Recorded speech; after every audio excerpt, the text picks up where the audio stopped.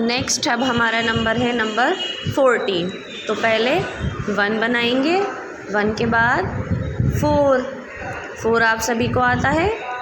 1 4 14 मेरे साथ रिपीट करिए। 1 4 14 1 4 14 1 4 14। एक बार फिर से 1 एंड नेक्स्ट 4 1 4 14 1 4 14।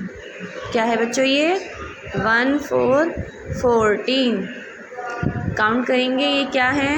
एप्पल्स। एप्पल्स को काउंट करेंगे। चलिए काउंट करते हैं।